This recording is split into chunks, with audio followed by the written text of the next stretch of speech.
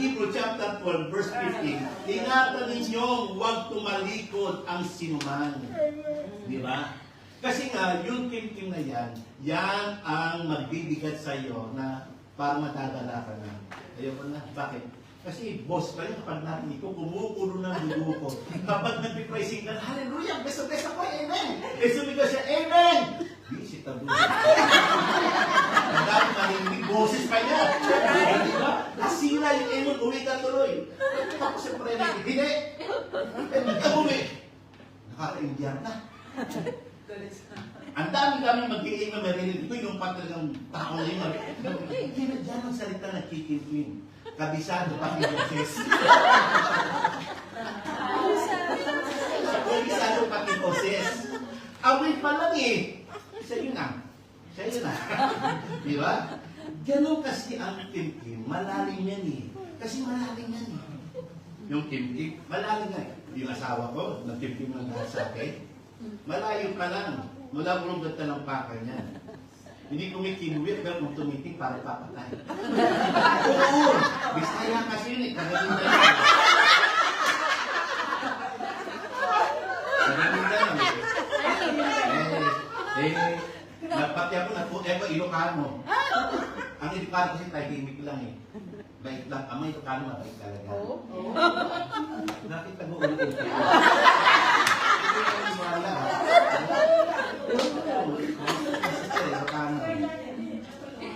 Hindi ka po yung mga. Ikaw ang bagyo kayo, di ba? Bagyo, pero Igorota ka, di ba? Sino yung kano rito? Doon ang dati. Ayan, sister. Hindi mo pala tawa si sister mo. Ganun ang Ilocano. Kaya hindi ko kapatidugay Kristo. Kaya, ingatan natin, yun ang dumating. Kasi, yan ang magbibigay ng kalumihan at magiging kalumihan natin.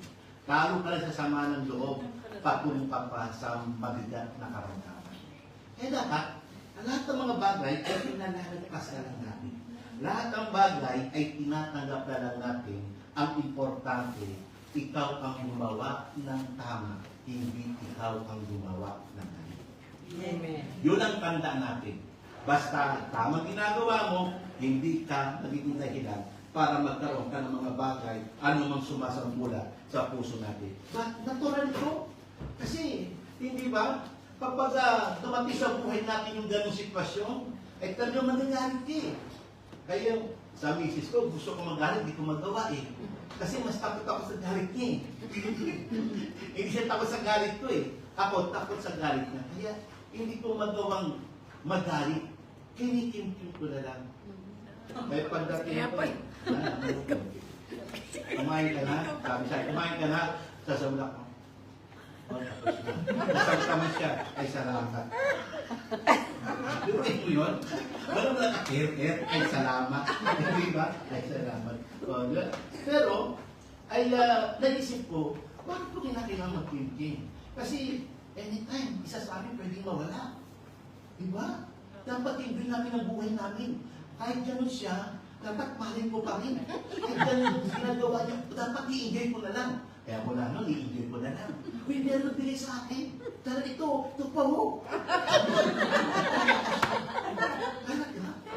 Ano mo, meron pa nagbigay sa akin? Teka lang, ito pa mo.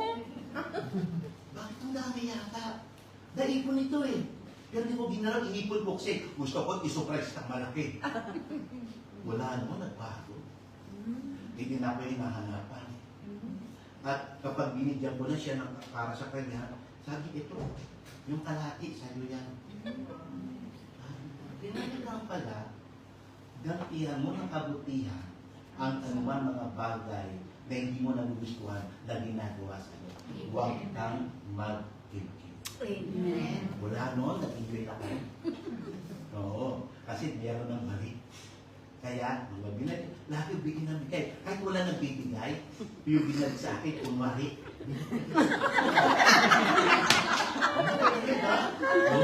Mabalik naman niya sa akin. Sabi ko, okay. Hindi ba, tinuturuan tayo ng Panginoon.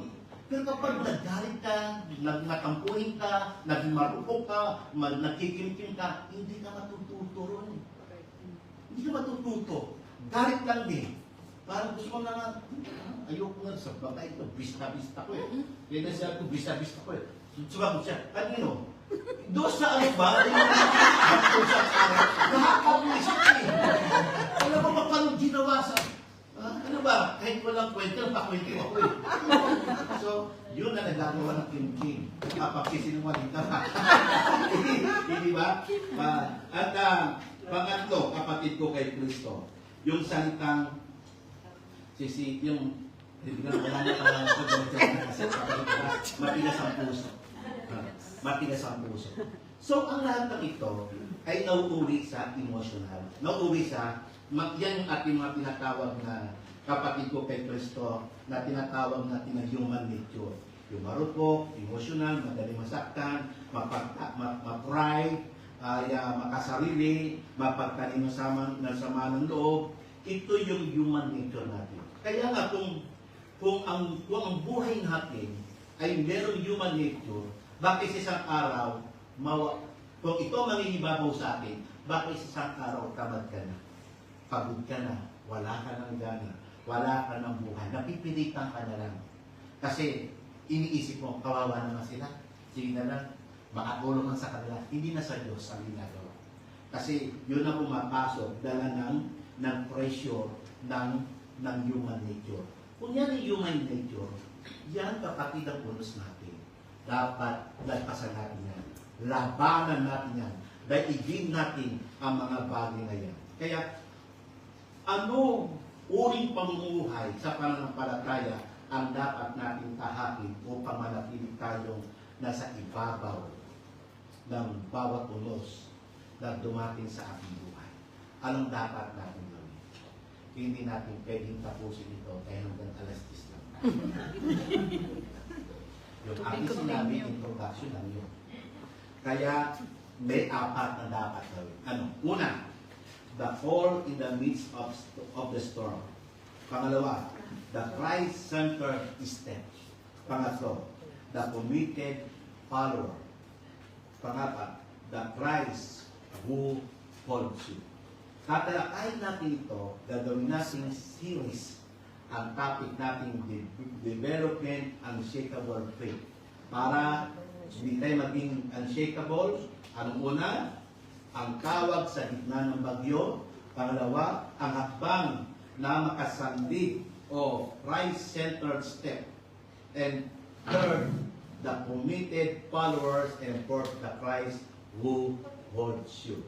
Kaya sa susunod na Friday, pag-usapan natin the call in the midst of thy storm. At magsalita tayo lahat ng ito. The call in the midst of the storm. Itaas natin ang ating mga prayer requests, mga bagay na nais natin panalangin. Dakilang Diyos, salamat sa pagkat ibinibigay niyo po sa namin ang pananalangin ng aming buhay.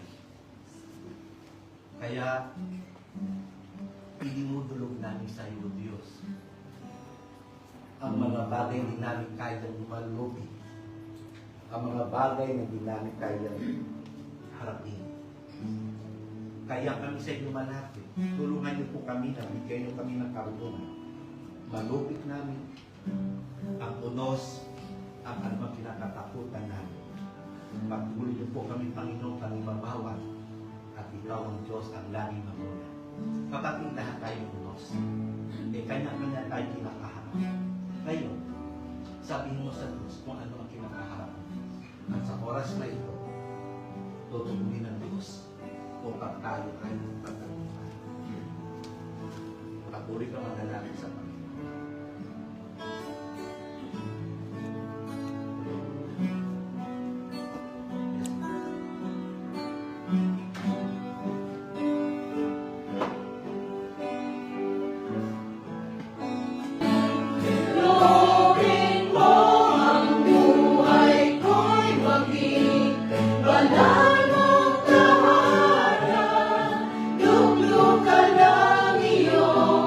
Wagas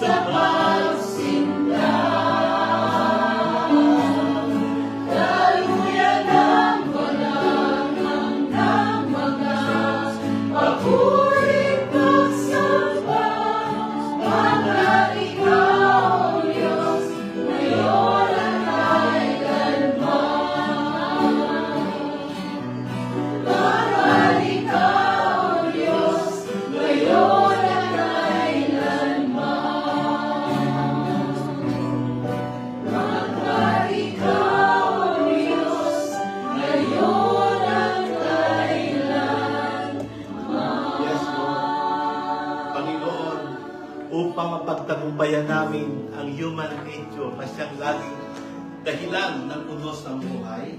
Maghari ka, Panginoon, ngayon at magpakilan na kahinaan namin ay kalakasan ng Panginoon. Kaya magpapatuloy kami sa paglilingkod. Amen. Dahil ayaw namin, Panginoon, na kami bagsak ng kaaway.